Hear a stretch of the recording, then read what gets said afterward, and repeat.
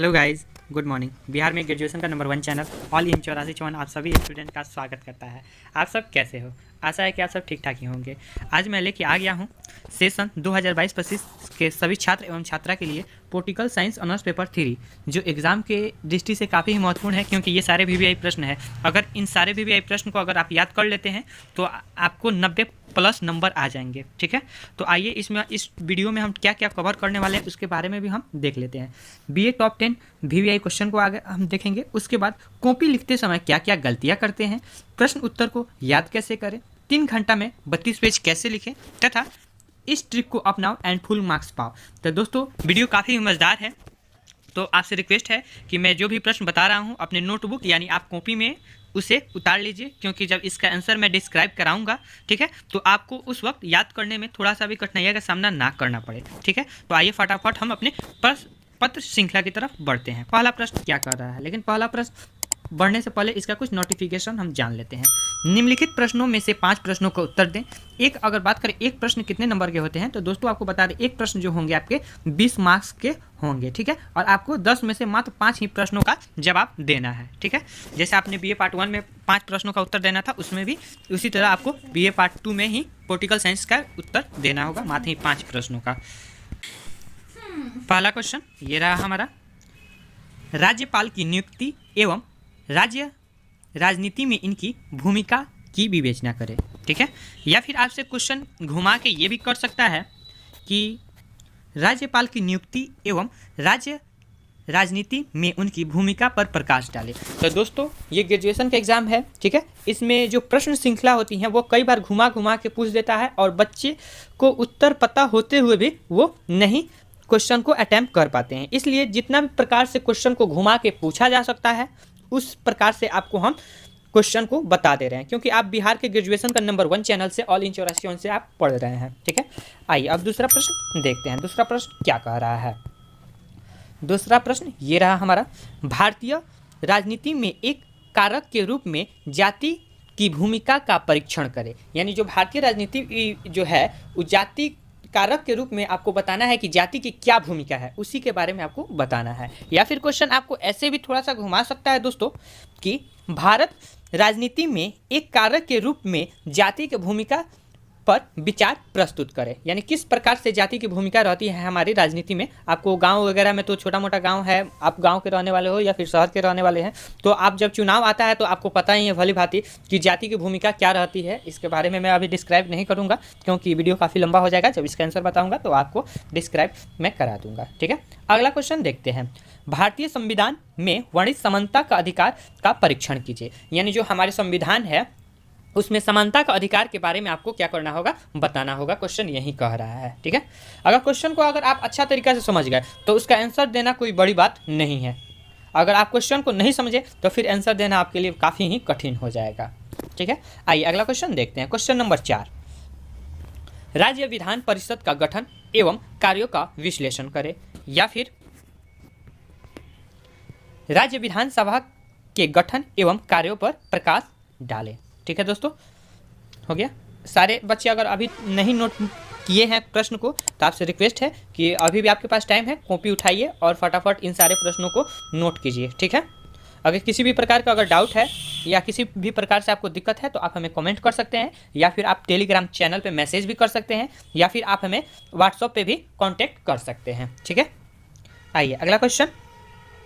अगला क्वेश्चन 5 ये रहा, भारतीय संविधान की प्रस्तावना के संवैधानिक महत्व की व्याख्या करें। यानी जो भारतीय संविधान के जो प्रस्तावना है उस संवैधानिक महत्व, उसका क्या महत्व है उसके बारे में आपको बताना है दोस्तों। ठीक है, क्वेश्चन नंबर 6 देखते हैं।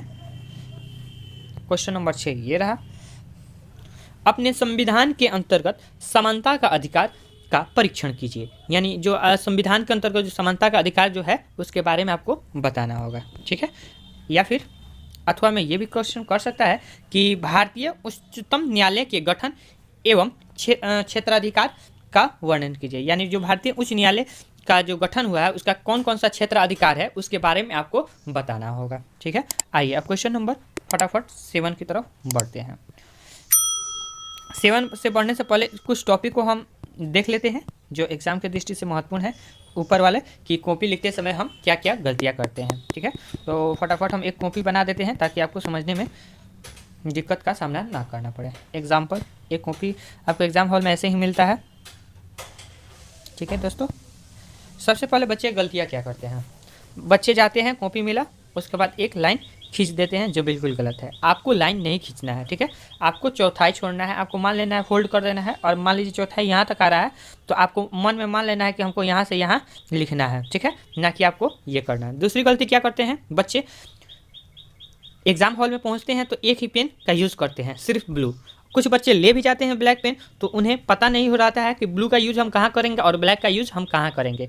तो दोस्तों, ब्लैक का जो यूज़ कीजिएगा आप उसको हेडिंग में कीजिएगा, और जो ब्लू का होगा उसको डिस्क्राइब करने में कीजिएगा। ठीक है, तीसरा गलती अगर हम बात करें तो बच्चे जब लिखना प्रारंभ करते हैं तो वो फुल स्टॉप कहाँ रहेगा, कॉमा कहाँ रहेगा, इन सारे बातों को ध्यान नहीं रखते हैं, जिससे एग्जामिनर को थोड़ा ये लगता है थोड़ा नंबर देने में। ठीक है, तो आप इन बातों को ध्यान में रखिएगा। ठीक है, अगला गलती क्या करते हैं बच्चे, जब लिखना प्रारंभ करते हैं तो वो टॉपिक्स वाइज टॉपिक्स नहीं लिखते हैं। वो जब प्रारंभ करते हैं तो लिखते जाते हैं, वो टॉपिक लिखते ही नहीं है, जिसको एग्जामिनर को जो चेक करते हैं कॉपी, उनको चेक करने में काफ़ी कठिनाई आता है कि क्या लिखा है क्या नहीं लिखा, उनको पूरा पढ़ना पड़ता है। अगर वहीं आप टॉपिक वाइज टॉपिक लिखिएगा तो उनको समझ में आएगा कि हाँ बच्चा इस टॉपिक पर इतना लिखा हुआ है। ठीक है, उसके बाद ये हो गया कुछ बातें। उसके बाद आपसे एक और बात आपको करना होगा, आप जैसे मान लीजिए कॉपी चेंज कर रहे हैं तो यहाँ पे आपको एक छोटा सा नीचे एक बॉक्स बनाना होगा। ठीक है, और वहाँ पे आपको लिखना होगा क्या, PTO।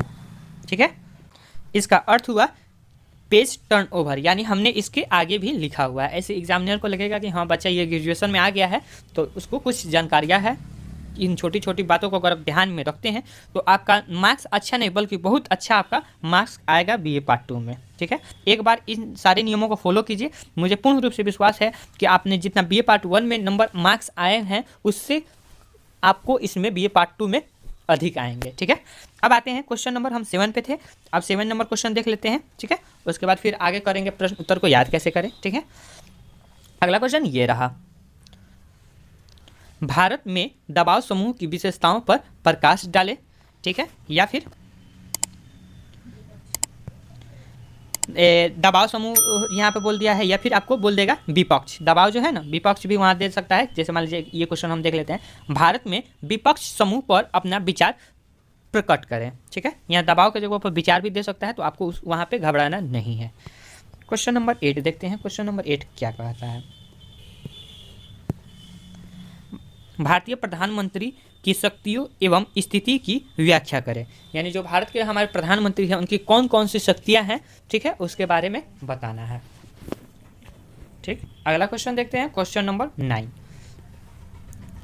राज्य के नीति निर्देशांक तत्वों के महत्व की विवेचना करें, या भारतीय संविधान के अंतर्गत राज्य के नीति निर्देशांक तत्व के मुख्य प्रावधानों की विवेचना करें। देखिए आप क्वेश्चन को देखिए, क्वेश्चन ये भी आपसे पूछ रहा है नीति निर्देशांक, ठीक है, और ये भी आपसे नीति निर्देशांक ही पूछ रहा है, लेकिन आपको देखिए ये क्वेश्चन किस प्रकार से घुमा के दे दिया है।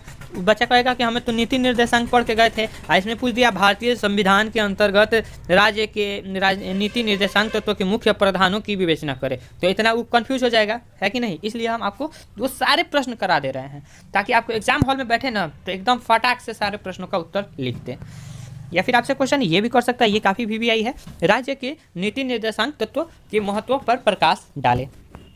आप अगर ये 10 प्रश्न पढ़ लेते हैं तो आपको कहीं से भी आपको कोई भी दिक्कत नहीं करना पड़ेगा, कोई भी चैनल यूट्यूब चैनल पे आपको विजिट नहीं करने की आवश्यकता है। अगला क्वेश्चन देखते हैं, क्वेश्चन नंबर 10, भारत में विपक्षी दलों की भूमिका पर एक निबंध लिखें। क्वेश्चन नंबर 11 देख लेते हैं, भारत में राज्यसभा के संगठन एवं कार्यों की विवेचना करें। ठीक, और ये रहा हमारा लास्ट प्रश्न, भारतीय संविधान के स्वरूप संघात्मक है परंतु इसकी आत्मा एकात्मक है, विवेचना करें। ठीक है, तो इसी के साथ ये 2 प्रश्न एक्स्ट्रा ले लिए गए थे क्योंकि एग्जाम की दृष्टि से ये 2 क्वेश्चन काफ़ी महत्वपूर्ण थे, इसलिए आप 2 प्रश्नों को और भी याद कर लीजिएगा। ठीक है, अब हम बात करते हैं प्रश्न उत्तर को याद कैसे करें। प्रश्न उत्तर याद करने का 2 तरीका है। पहला ये है कि सबसे पहले आपको करना क्या होगा, इन सारे प्रश्नों को अगर आपको वीडियो चाहिए तो आप हमें फटाफट कमेंट कर दीजिए, ठीक है। हमारी टीम अभी से ही लग जाएगी इसका आंसर बनाने में, ठीक है। और आपको यूट्यूब पे एकदम प्रोवाइड करा दिया जाएगा, एकदम बचपन में जैसे आप कहानी याद करते थे उसी प्रकार से आपको भी करा दिया जाएगा, ठीक। इन सारे प्रश्नों को सबसे पहले आप अपने गेस को या फिर गेस में दिया है तो आप अपने सबसे पहले नोटबुक यानी कॉपी में उसे उतार लीजिए और उसे एक बार 10 प्रश्न, ये 12 प्रश्न जो हैं सुबह और शाम उसको पढ़िए, ठीक है। आपको ऐसे अगर आप 10 दिन कर रहे हैं तो आपको हम बता रहे हैं 50% आपको इन सारे प्रश्नों का उत्तर याद हो जाएगा। वैसे अगर लगातार करते हैं तो 100% आपको याद हो जाएगा। दूसरा जो है, और जो दूसरा नियम है, अगर दूसरा बात करें तो आपको इन सारे प्रश्नों को, एक प्रश्न को आपको देखना है, ठीक है। उसको 2 से 3 बार उसे देख के ही लिखें और उसके बाद एक बार उसे फिर पढ़ें और उसे फिर लिखने का प्रयास करें कि आप कितना % उसको लिख पा रहे हैं। हमें पता है कि आप ज़्यादा % नहीं लिख पाइएगा, आप मात्र 20% ही लिख पाइएगा, ठीक है। लेकिन घबराने की बात नहीं है, अगर उसे लगातार आप कीजिएगा तो वो आपका 20% आपका 100% में कन्वर्ट हो सकता है, वो आपके हाथ में है।